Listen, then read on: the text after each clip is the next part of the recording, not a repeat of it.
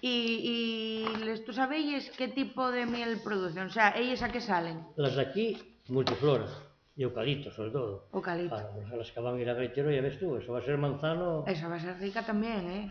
Y ahora alguien nos dijo también, aquí uno de la consejería, que también tengo que llevar ahí colmenas, que los arándanos que hacen una miel muy rica. Yo eso sí que no lo sabía, sí, sí. Madre, nunca se me habría Eso ocurrido. yo nunca lo oí hasta ahora. Y me dijo, sí, se hace una miel muy rica. Bueno, mira Sí, tú. sí. Y las que tienes para allá para vegadeo, esas... Eso es más parece ya, porque yo estoy acostumbrado a esa miel. Sí, brezo, Otros, castaño, yo tiro por ahí. ahora aquí ya se empieza mucho el eucalipto, que es muy rica la del eucalipto, ¿eh? Sí. Es muy dulce, ¿eh?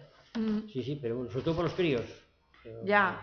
Sí. Pero bueno, habrá que probar y ver cómo funciona la de manzana y la de los arándanos. Sí, Nunca. Yo arándanos, ya te digo, me dijo este hombre que era una miel muy rica. Pues que fue cosa nueva aquí también, no sé.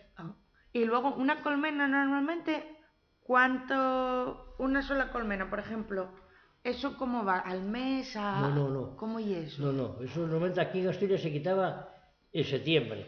Ahora con el cambio climático ya igual hay que quitarla antes. Sí. En agosto, porque claro, esto cambió mucho, están ellas desorientadas y nosotros también, y nosotros peor todavía. Sí. Entonces aquí era en septiembre. Pero bueno, o sea, de año en año. Después un poco para acá también se quitaba en primavera, porque ahora con estos inviernos, yo quité miel en marzo este año, de miel de eucalipto. Ya que soy una rareza. Sí, bueno, ahora ya no es tan rareza, ahora, porque aquí los inviernos no vienen fríos, trabajan las abejas más en invierno que...